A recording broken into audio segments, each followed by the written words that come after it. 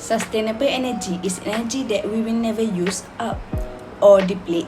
Sustainable energy is about finding clean, renewable sources of energy, sources that renew themselves rather than sources that can be depleted. Sustainability of the planet's natural resources is critical to the implementation of the 2030 Agenda for Sustainable Development and its Sustainable Development Goals, SDG. Although global population and economic growth has slowed, the use of resources has not, due to global restriction including environmental effect, waste problem and carbon emission. The exponential expansion in resource utilization cannot continue unchecked. There is a compelling need for resource management to be more sustainable because of the issue. Attainment of the SDGs require energy and raw materials, but there is a need to make resource production and use more efficient and carbon neutral. Due to the exponential growth in the quantities of resources consumed by society, progress toward a circular economic paradigm has become a necessity. The COVID-19 pandemic has demonstrated the need for secure supply chains for critical raw material required for diverse social and economic sector including health, agriculture and low or zero carbon energy. Near and long-term implication of countries recovering from the impact of COVID-19 emphasize the need of resiliency in resource management, which will also be a focus of this project. Assalamualaikum to our beloved lecturer, Hajjah Zuraida. My name is FAZILA and now I will continue this presentation by explaining the objective of this project. As we know, in the concept of project management, objective must be clear, realistic, specific and measurable. In the objective, it must state the expected benefits of putting the project into action where it states why the project is done. Next, the main project result or what is called as deliverable. Term deliverable is describing the quantifiable goods or services that must be provided upon the completion of a project. In addition, the date of project completion must also be included in the objective, and finally the objective must mention how much money is spent to complete the project. In this article, the objective of this project is to build capacities in UNEC member states for sustainable management of resources through application of UNFC and UNRMS. This article has an ambiguous objective as it does not mention the completion date of the project and also does not mention the budget for the completion of this project. Now I will explain about the project manager. Project managers play an important role in project planning, monitoring, controlling, and execution. The project manager is in charge of the project's day-to-day operations. Project managers also work on specific projects with specific result, deadlines, and budget constraints, planning what work needs to be done, when it needs to be done, and who will do it. A few of the project manager's responsibilities. Other responsibilities include assessing and managing project risk, dealing with project modifications, and so on. The project manager for this project is Charlotte Griffiths. She will be responsible for regular monitoring of the activity's implementation. The intervention's progress will be documented on an annual basis through the preparation of progress reports. Following the end of the intervention, the final report will be prepared. The project monitoring tool PMT will be used to distribute the intervention's report materials and information. And lastly, I will explain on the delegation. Delegation is the process of distributing authority and powers among subordinates. Delegation also means choosing the members of the project team who are best suited to do each task and then giving them the power to do it. Because the project manager chooses and assigns tasks based on each person's skills, ability, and volume of work, he or she needs to know what each team member is good at, how much he or she can do, and what he or she cannot do. In the same way, the project managers cannot expect people to do tasks for which they don't have the skills. So when delegating, a project manager takes into account both the person's current skills and their potential. Based on this project, Project Manager Charlotte Griffiths has given a mandate to EGRM, a group of resource management experts. In this project, the project manager didn't state specifically the person in charge to perform each task, but she did state the person in charge minimum qualifications or positions level.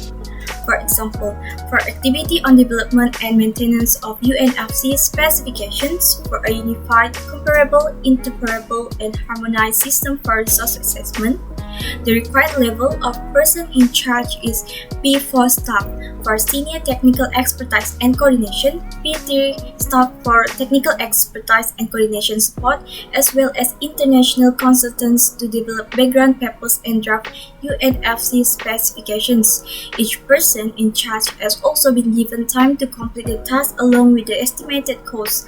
Project managers need to be good delegators, as he or she will be empowering the project team to accomplish the project objective and empowering each team member to achieve the expected result for his or her area of responsibility. It is the act of allowing individuals to carry out assigned tasks successfully. That's all from me. Now I will pass to the next presenter. Thank you.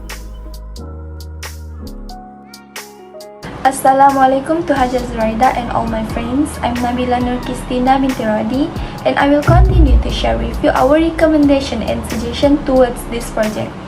Based on our analysis, no work breakdown structure (WBS) is implemented in its project management. The project manager did not do the division of tasks in this program. She only stated that the implementing entity of the program is UNECE without specifying the tasks to several levels of activity. This method needs to be emphasized again because this breakdown of tasks is an action that should be done after identifying the objective of the project, so that the implementation process of the project will run smoothly and effectively. This is because each task will be divided according to the level, which will cause the scope of tasks in each activity for this project to be smaller and detailed. Therefore, to ensure that the project can be completed successfully, the project manager in particular needs to prepare a WBS because it is beneficial for the project as it breaks the project into smaller components that will ease the project manager to monitor and manage activities in the project. So I will pass to the next presenter. Assalamualaikum and hi to Hajah and everyone watching this video. My name is NORAZLIN with A.ASDIN. I will continue to the next recommendation, which is scheduling Gantt chart.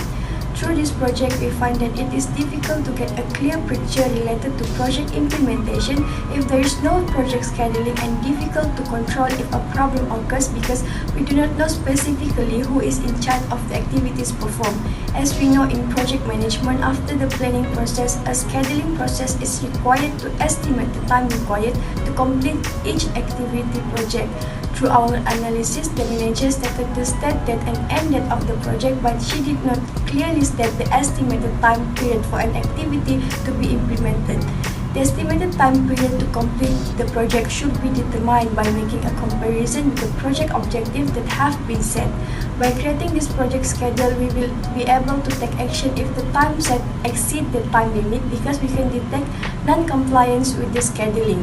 Therefore, this will be much clearer if it applies the project management concept of the Gantt chart schedule, since it will help the manager identify all the activities that have been planned, the implementation of the job activities shown, and the estimated time for the activities to be recorded. We are aware that this project involves many countries, involve a lot of manpower, and have a lot of activities to be implemented. Therefore, this Gantt chart can help project manager to handle project more integrated and effective. This is because Gantt chart allow the project manager to create a clear view of the picture of the status of the project, whether it is according to a given time or not. Assalamualaikum to Hajah Zuraida and all my friends. I'm Nabila Nur QISTINA binti RODY, and I will continue to share with you our recommendation and suggestion towards this project. Based on our analysis, no work breakdown structure (WBS) is implemented in its project management. The project manager did not do the division of tasks in this program. She only stated that the implementing entity of the program is UNECE without specifying the tasks to several levels of activity. This method needs to be emphasized again because this breakdown of tasks is an action that should be done after identifying the objective of the project, so that the implementation process of the project will run smoothly and effectively. This is because each task will be divided according to the level, which will cause the scope of tasks in each activity for this project to be smaller and detailed. Therefore, to ensure that the project can be completed successfully, the project manager in particular needs to prepare a WBS because it is beneficial for the project as it breaks the project into smaller components that will ease the project manager to monitor and manage activities in the project. So I will pass to the next presenter. The next explanation is related to cost planning. Based on this case study, the expenses of the project are clearly stated in the article and it is said to be covered by donations given by donors from any country or any agency.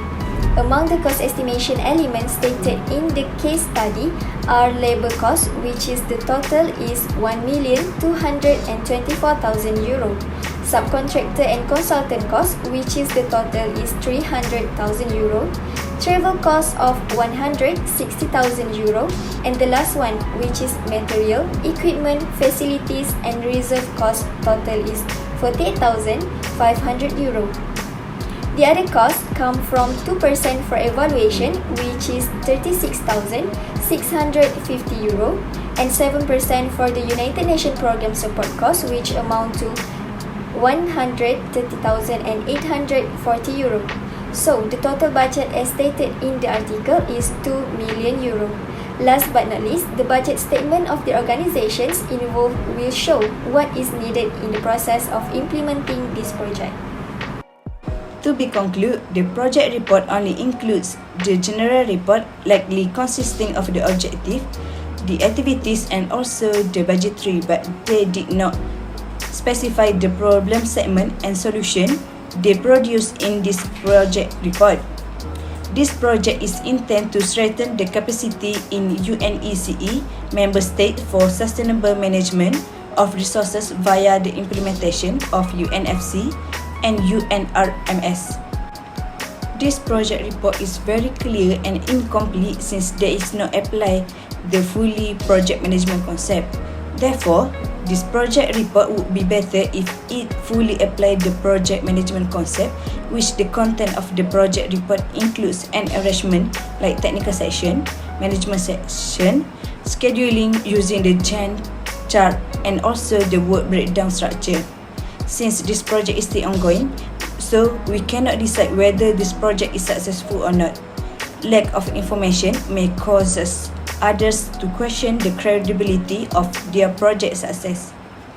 This project report also highlights a lot of the costs instead of the risk and the other concept.